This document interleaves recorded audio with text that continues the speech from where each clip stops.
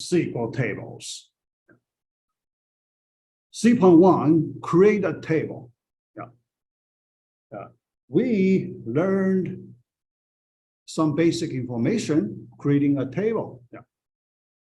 Let's take a look, a little more information. All right. Create a table. The command create table statement. The format like this. Table name. So usually we use lowercase, right? Okay. Because it's not part of the keyword. Table name, field name, not part of the keywords. All right. Specify. Then in the definition part, we need to specify, a new relation by giving it a name. So that's the first thing. Then attributes. We need to describe attributes or columns for this table. Format. Attribute name. Then data type. Then constraints. You need to put certain constraints. So we will talk about that, the constraint part. The constraints. Let's look at the basic constraints first. The first one, key. We want to make this column a key of this table. So what is a key? Make a column to be a key. We know when we use this key, this name, we want to do the search, right? We want to search based on that column. So search. So for that reason, we have a key. All right. So for the key, the most important condition is the uniqueness. Its values, the values of this whole column must be unique. So duplicate values are not allowed. So that's what we mean a key. Okay. All right. So uniqueness requirement, that's a constraint. Okay. Entity integrity. Yes, entity integrity. All right. No primary key value can be null. Primary key. So first, this time we have this primary key concept. Primary key, first, it's a special key, not a general key, the primary key. The purpose we use primary key, we want to identify each row. Each row has a unique primary key value, so we can use it to identify a row in the table. Primary key. So the requirement, primary key value can be null. But this rule is not for key, right? For key, we do not have this rule. But for primary key, we have this rule. Okay, even if without not null constraint, because this not null constraint, we will talk about that later. We do not allow null value for this column, so we can put a not null constraint. But for primary key, if you declare a column to be a primary key, you do not need to tell the DBMS uniqueness, right? Because the primary key, or by default, it must have the unique values. You do not need to tell the DBMS it cannot be null, because by default, DBMS knows it cannot take a null value. Yeah. And it's not necessary you put that null constraint, not necessary, redundant. Yeah. All right. Then referential integrity constraint, foreign key concept. I remember I drew foreign key concept before. So probably you already forget the meaning of foreign key. All right. So here, suppose we have a table 1. Yeah, let me just put T1 here. And another table, table 2. T2 here. Okay, yeah. So table 1, we have columns, right? Multiple columns. All right. And for one particular column, so it's a key, key, yeah. But the key values refer to, so here, value refer to primary key of T2. Primary key of table 2. Okay, yeah. This situation quite common for relational bases. Yeah. So this one we call a foreign key. But for foreign key, then you need to tell DBMS this column is used as a foreign key. And you need to define foreign key constraint. Specify the second table, right? The DBMS does not know this foreign key refers to the primary key of the second table. You need to explicitly specify it. All right, yeah. So here, foreign key constraint. Yeah. Later, we will have more discussion because regarding foreign key, we have many special information we need to talk about. A lot of special rules we need to talk about. Okay, yeah. Alternate way to add constraints. So the SQL allows you to add, because when you define table, you can add a constraint at the same time, but, so here, there is some situation, something you cannot do when you define a table.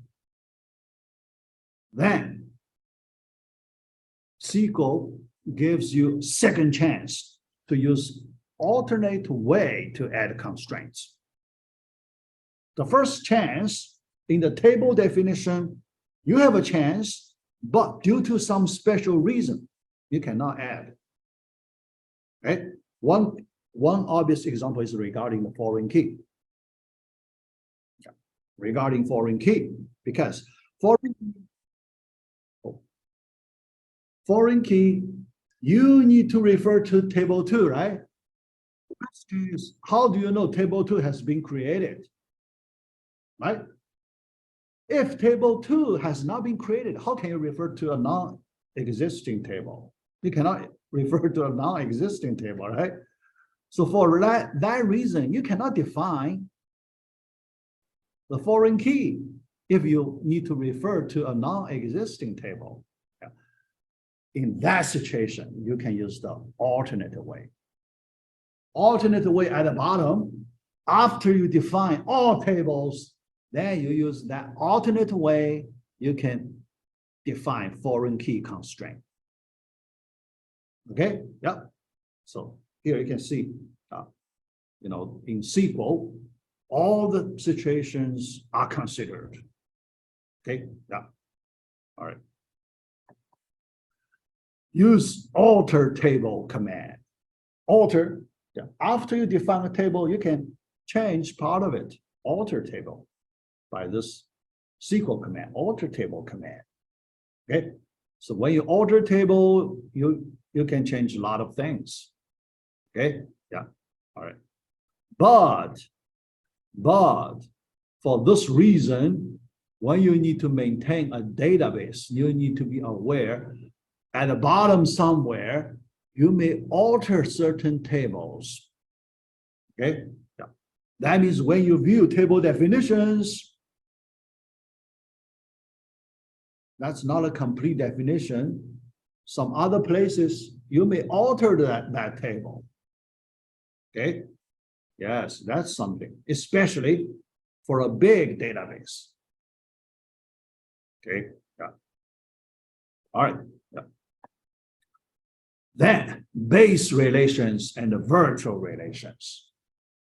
Relations, we know tables, base tables and virtual tables. Okay, yeah. Base tables, our usual regular tables, physical tables. Yeah. So we call them base relations, base tables. Okay. Relations are declared through create table statement. Yeah. The relation and its tuples are actually created and stored as a file. Yeah, remember? Yeah. Internal storage form, underlying storage format. It's a file. Okay. Yeah. Individual files by the DBMS. So physical storage on hard disk, physical storage, hard disk. Okay, yeah. All right. Virtual views. Yeah. So we talked about the concept before, virtual. There are a few reasons we need to use virtual tables. Yeah. Because our users, they need to view different perspectives of the database. Okay, yeah, different users, they have different interests. Right? We need to provide all our users their perspective, their required perspectives. Okay, yeah. But we do not want to store all the generated data on hard drive, because we want to save storage space. We don't want to store unnecessary data generated. So remember, not original data, that part generated data. Okay, yeah, for that reason, that purpose, we use virtual tables, views. Yeah. All right. Create, we use create view. The structure completely the same as the table structure. Virtual, physical structure, the same. So the difference, table here, that's different. Okay. Internal ways to handle them also different. Okay, yeah. All right. It may or may not correspond to an actual physical file. Generated, not necessary. There is a, actually, most of the time, there is no actual physical file corresponding to that view. Okay, yeah. Because if we want to make it physical file, we want to store it. We can, but in a small percentage case, only when we feel, oh, this part generated data very important. We have some good reason we want to store it physically.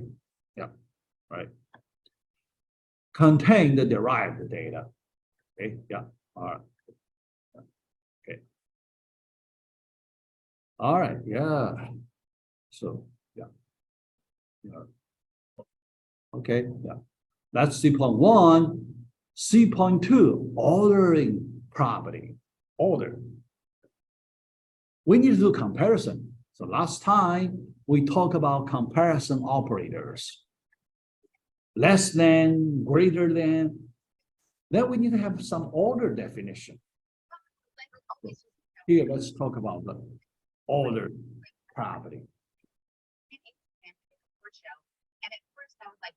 Ordered or not for attributes and tuples.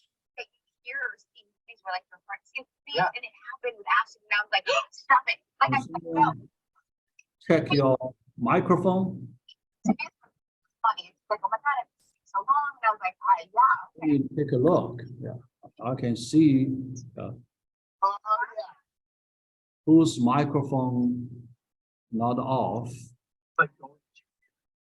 Hamaja is one. Another one. Kiefer Dickerber microphone. Oh.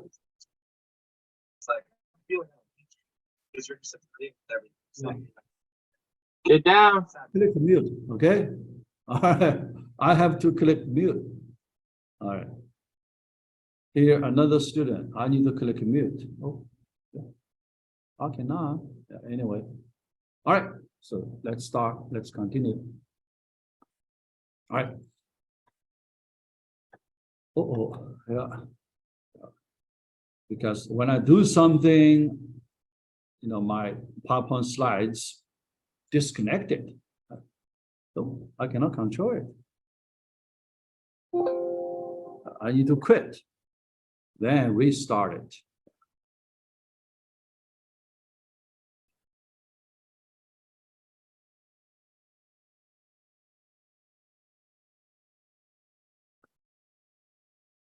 All right. Yeah. Attributes are columns. We like to look at the order property. When we arrange different attributes, different columns, when we display our table data, if the order is important or not, we want to look at that property. Okay, yeah. The attributes in a base table are considered to be ordered here. In the sequence, they are specified in the create table statement. All right, when you create a statement, the order is important. And when you do the queries, the order is also important. Okay, yeah. So here, the first time we look at a case, when we create a table, the order is important. Okay, all right. That's the, definition, order. All right, yeah. Tuples or rows. That definition. One tuple corresponds to one row, but in one tuple, you have the values for corresponding attributes. Okay. All right. The tuples are not considered to be ordered within a relation. All right, so here, look at this description. Relation, we know relation, there is a table, right? Okay, all right. In a table, we have a list of rows or list of tuples.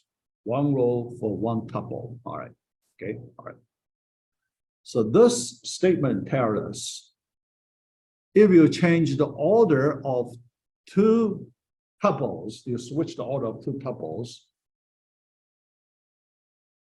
that's not important. You do not change the table, you have the same table. Okay?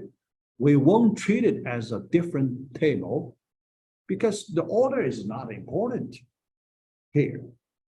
Okay? Yeah. So the tuples are not considered to be ordered within a relation. Yeah. Relation table. So when you change the, the row order in certain table, we have the same table. Okay, yeah. All right. Understanding. Yeah. Elements inside a tuple are ordered. Now, That's different, okay? And now we look at one particular only one tuple. One tuple, you have multiple attributes, right? Yeah. Multiple attributes, multiple elements here, elements inside a tuple, yeah, are ordered. Now, this part we treat as order. Okay, that means if you change the order, we would treat it as a different tuple. Okay, yeah. For example, you know, here I use a tuple with 3 attributes: C1, column 1, column 2, and a column 3. Okay, yeah. So this is one tuple. Okay, then I change the order: C2, C3, C1. All right, another tuple. You can see we change the order, but we treat them as different tuples. Okay. All right. Yeah. So that's the concept. Okay. How do you view a tuple? Yeah. Within a relation or elements within a tuple. Yeah. 2 different views. Okay. Yeah. When we treat the tuples as elements, they are unordered. Now, each tuple we treat it as one element. Okay, the tuple, the whole thing, we treat it as just one element. Then we have many elements in the table. That way, unordered. But all, yeah. So you know, unordered. Yeah, actually, yeah. I need to clarify the meaning of the order does not matter. Okay. So if we change the order, we have the same table. We do not change the table. Yeah, because unordered, you know, a little confusing because you can define an order, but just the elements are not sorted, right? Yes. No. So here, yeah, the meaning here, not quite clear. Okay. Yeah. So here we mean okay, yeah. So how to clarify it? Yeah. Yeah. So I think this description is better, not considered to be ordered. Okay. Yeah. All right. Yeah. Anyway, yeah, because we know the language, so sometimes you have different understanding, interpretation. Yeah. All right. We view a relation as a set of tuples. Remember the set concept. Set. In a set, elements, there is no order for the elements.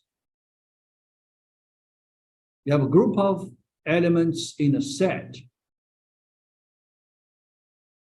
No matter how you change the order, you have the same set. Okay, so in a set, order is not important. Okay, yeah. So we treat a table, a relation, as a set of tuples. Right. Yeah, but for tables, the concept here we get to the set concept. But there is a closely related concept called a multiset. We can understand meaning multiset. Okay, table set, multiset. All right, yeah, all right. So in order to understand the meaning of set and multiset here, we need to go back to the definition of set in math. In math, the original set concept comes from math. So in math, how do we define a set? How do we treat an object as a set? Okay, yeah. Because the reason multiset, we need to multiply the definition of set in math. Okay, yeah. Yeah. So we need to know the set definition in math. All right, yeah, set. So what is a set? Or we just want to know the property, main properties in a set. We know a group of elements, right? We put together a group of elements, but we have the properties. Okay, yeah. Uniqueness property. Yeah. The elements must be unique. No element can be repeated. No duplicate elements are allowed, must be unique. So one property, okay?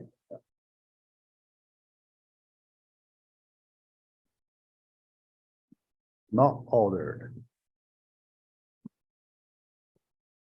The elements, if you change the order, you do not change the set, the same set. Okay, the order doesn't matter. Okay, yeah. So for a set, we need to have these two properties, basic properties for a set. Okay, all right. Then we can look at the multi-set concept. All right, yeah. There is some difference between SQL and a formal relational model. Yeah. So what's the formal relational model? Yeah. Remember last time I mentioned an academic project, right? Yeah. So SQL comes from some academic project. Yeah. That academic project, so the researchers use the formal relational model. Okay. So when they define the model, they require table to be a set. Those researchers, yeah, so SQL, so they feel, yeah, because those people just feel the right way to define a table, and they feel the right way to make table to be a set. Okay, yeah, but, all right, SQL emphasizes on real-world applications. Later, SQL goes to the business world, industry. Yeah. Business people, when they use the SQL, they feel that definition is not convenient.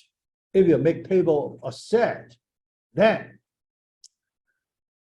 it's a not good way to describe, to work, to, to do their business. Not convenient to do their business. They need to change the definition of the table. Okay, the business world people, they want to change the definition of the table. Okay, yeah. So this multi-set concept is the modification of the original set definition for the table. Okay, yeah. So the formal relational model emphasizes on a rigorous theory. Rigorous, elements cannot be duplicated. So they try to make a very rigorous, all right, the researchers, yeah, but not friendly for the business world. For business applications, they need to deal with duplicate values. In their business, they need to handle duplicate values frequently.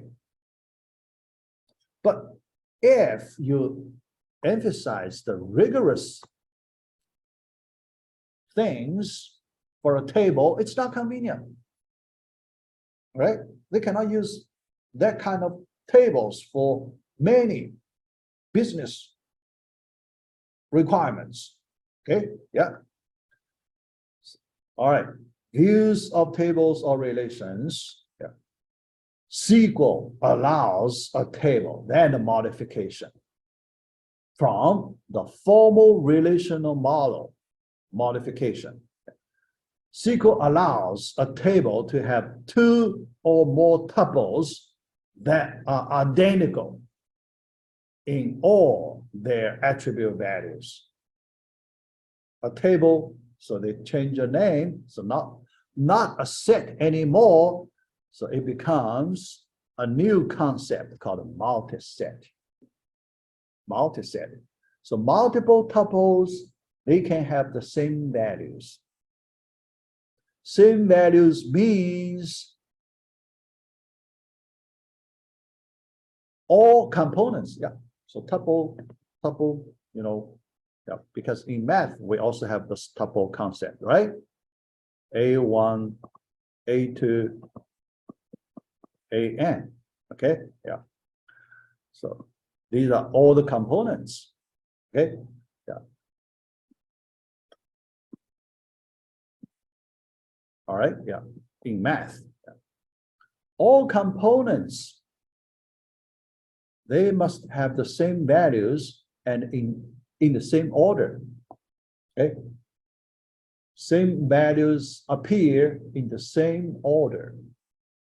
Then we treat, you know, two tuples have the same value. Tuple value. This time, tuple value. Okay, yeah. And the duplicate tuple values are allowed in a SQL table. So people call multi-set, that concept. Okay, yeah. So here you can see in the business world,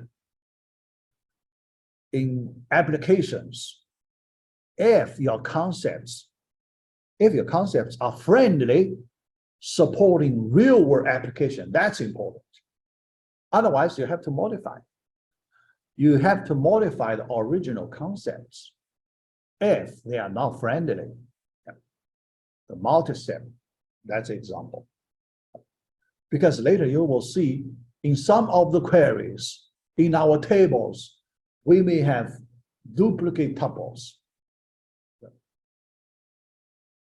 Yeah, it's very common. Okay, yeah, all right. In the formal relational model, a relation is required to be a set. No tuple is allowed to be repeated in a relation. Yeah, so, you know, so you can see, yeah. Sooner or later, people will follow the real world SQL, a formal relational model, you know, yeah, you know, they may not describe the real world well, yeah, in some part.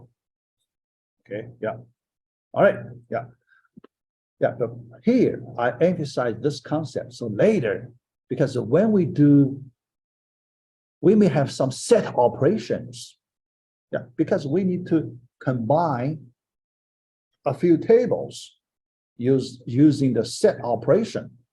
Union, right? Union operation, for example, intersection operation, yeah, right? Yeah, yeah. The basic set operation.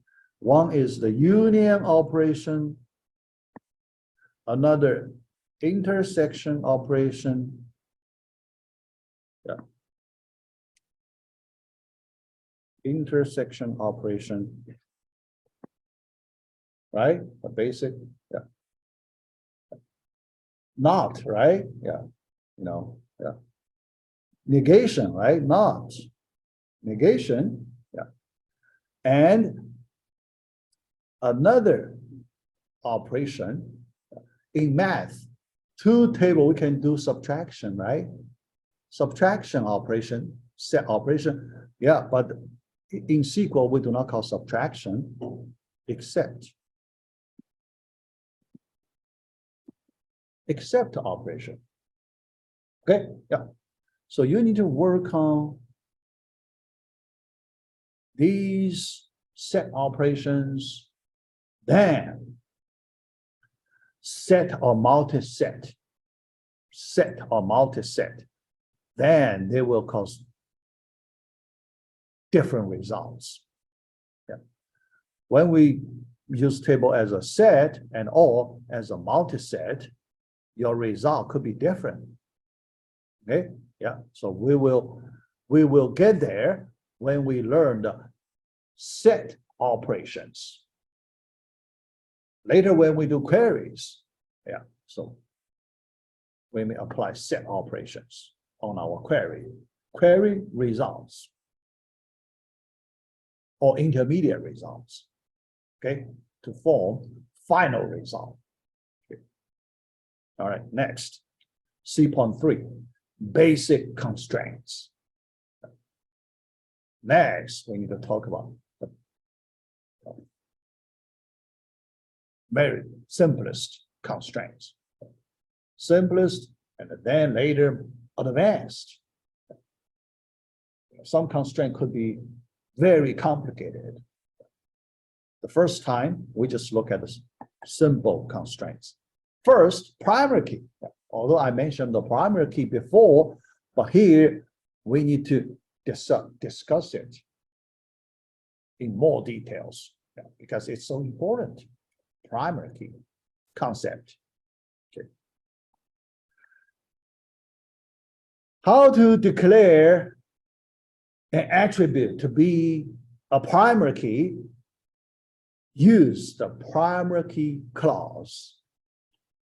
Okay. Yeah. In SQL, there is a clause. You can do many things. Okay. Yeah. The primary key clause here, capital, I use different font. Yeah. So that's the keywords. You just type primary key, those two keywords. Yeah. Clause specify one or more here. Look at it. So primary key, one or more attributes that make up the primary key of a relation. One attribute, we can understand that easily. We make one of the attributes to be the primary key. For example, student number, primary key. Okay, yeah. And or telephone number, ID, driver's license, primary key. So that's the one attribute primary key. Yeah. But here, the special thing is more than one. Yeah. There is a possibility you may use more than one attributes to be a primary key. Okay. Yeah. All right. How to? Yeah. If a primary key has a single attribute, that's easy. Actually, most of the time, we use single attribute primary key. The clause can follow the attribute directly. Yeah? So to do that, here, D number, department number. Yeah. Here, the example I talk about refers to the database, company database. Yeah. Remember, we have two databases for this class. The second database, company. Yeah. Next, I will upload these two databases, one university, another company. Yeah. Yeah. Because when I show you examples, most of the time I use the company database. So then if you have the database in your hand, yeah, because you can install in the PHP MyAdmin, so you can view, when you need to see the concrete data, you can go there, view it, manipulate. Yeah. So here, this line, D number refers to department number. Okay. Yeah. In a certain table, some table. Okay. D number, INT, primary key. In the department table, we have a department table. Yeah.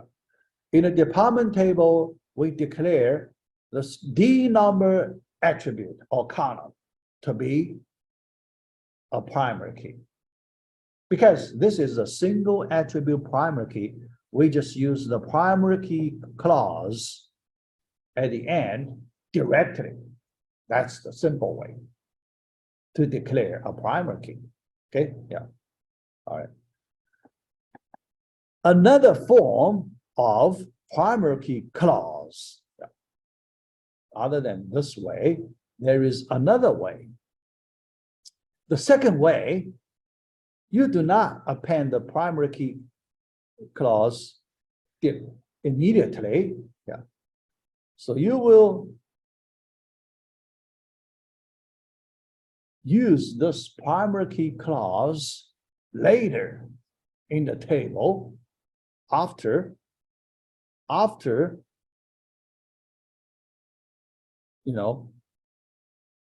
you declare all the attributes of the table, then you apply this primary key clause. Yeah. All right. There you can declare single attribute primary key. Yeah. How to do it? Primary key parenthesis D number. Yeah. Not immediately after D number, but later in the table, usually at the bottom of the table, then you add this line. Primary key parenthesis D number. That's for the single attribute case. All right, yeah. But second, multiple attribute we call the composite primary key. Composite. Sometimes we feel that single attribute may not be sufficient to declare a primary key. We need to use multiple attributes. So we call a composite primary key. Yeah. How to declare a composite similar to that single attribute? The second way, primary key clause parenthesis ESSM. So that's in that company database. We call employee SSN, Social Security number. Employee Social Security number. So we have a table field called ESSN. All right. Comma, department underscore name, department name. Yeah. So this is an example for one special table. Yeah. Here, probably, yeah, let me see, which table, yeah. Yeah, I couldn't remember which table. Yeah.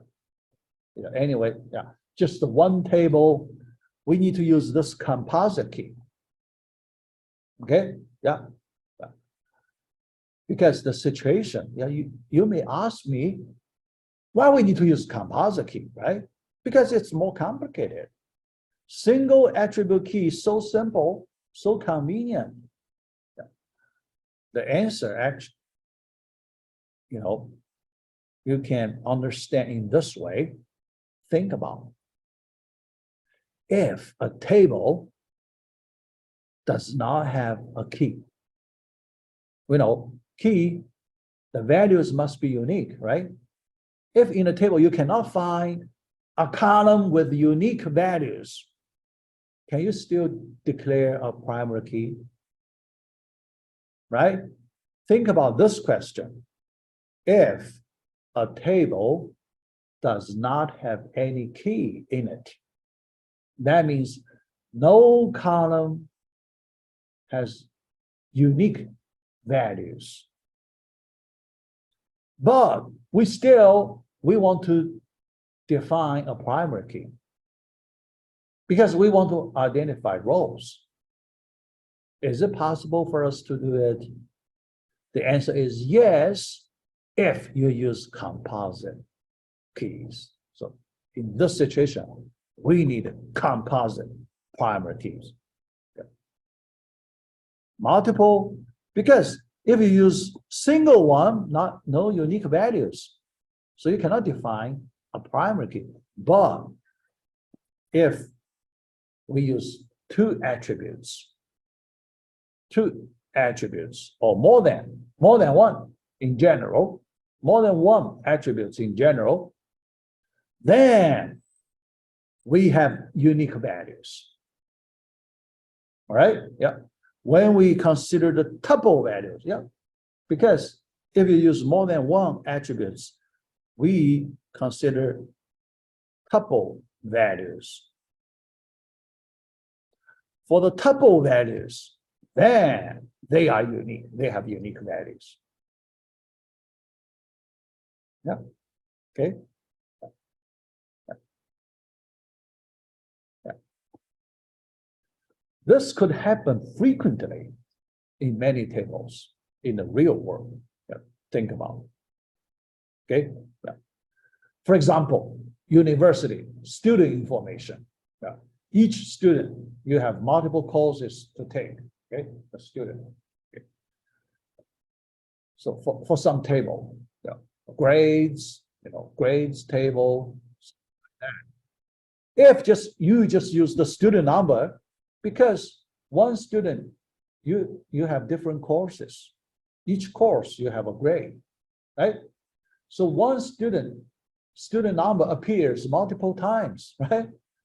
That's not unique. Okay, so you cannot use the student number as the primary key. But if you take another field, another column, combine it with student number, then you treat it as a composite key, you can have unique values. Situation like that, okay? Yeah. So you need this concept, composite primary key concept. Okay. All right. Yeah. Use alter table statement. Yeah. Yeah. We have the option. A lot of things we can use alter table command, and we can change later. Yeah. But one thing you need to be aware, especially for a large database, alter table, because when you look at the definition of one table, you may not be aware, somewhere else, far away, some other place, probably very far, some other people may alter your table definition, right? So then your understanding of the database could be wrong, right? If you are not aware of it, okay? Yeah. Alter table course, yeah, still, yeah, this time course, that's the university, refer to university database, our first database. First database, there is a course table. Alter table course, add primary key in this way. Yeah. So in the table definition, you do not declare primary key. Okay, you cannot see which attribute is used as a primary key. You do not know it. Then, bottom somewhere else, very late, there is one SQL statement like this, and make course number as the primary key. Okay, yeah. So think about that situation. Yeah. Yeah, because here I like to talk about why this alter thing actually quite common when you work on databases. Based on my experience, I have something here to talk about. When we work on databases, remember there are import and export features. Import. Yeah. So let me talk about this. Import and export features. Import. Yeah. When you have database script, you want to load this whole script file. You can use import way. So you load immediately. Okay. In that way, you do not use copy paste. You just import. Yeah. Yeah. Think about, especially the file is very large. Okay. Hundreds of megabytes. hundreds of megabytes, even gigabytes, also possible. How can you do copy paste? Right? Your buffer cannot be that big, right? So in that case, you do not copy paste, you import. All right? Yeah, import, very convenient. Then export. All right, think about, so you have a large database. Now you want to move your database from one server to another server, or backup. Yeah, you want to save the data as, on some hard drive, for data, backup data. All right. So you need to export your data. Okay, so you click the button export. Then you select, in which way you like to do export. Okay, yeah. But when you do export, the primary key is all written in this alter table way. Okay, yeah. So when I do that, so primary key is, all, at the bottom, alter table, define primary keys like this. So common. Okay, yeah. So that means, so this way, actually, you will see a lot. Okay, yeah. Although when we design our tables, usually we do not use this way. Okay, we just declare it with a table definition, because in that way we can understand our table much better. Yeah. But there is some situation you need to consider this special case. Okay. All right, yeah. Next, define a key. How do you define a key? An attribute to be a key. Yeah. Because only thing you need to do, make the values unique. You only need to specify the uniqueness requirement. All right. Use the unique clause. But this time you use unique clause. Yeah. Similar to the way you use the primary key clause. Okay. The unique clause specifies alternate secondary key. So you have primary key, only one primary key, but for a table, you can have multiple secondary keys. Okay. Yeah. Secondary keys. Okay. Yeah. All right. So the unique clause can also be specified directly for a secondary key if the secondary is a single attribute, similar to the primary key. Okay. Yeah. All right. Example, single attribute, D name, department name. Here. Okay. Department name, varchar 15, up to 15 characters. Unique. Department must be unique. Okay. Yeah. So if not unique, DBMs will reject it. Yeah. Because later someone you already have some department name in your database, but someone like to add another department with the same name, DBMs will reject it because you have this unique clause, constraint. Now we also call constraint. Okay, yeah. Or add later. Later you also have later, just similar to the primary key, later is the unique clause, parenthesis, D name.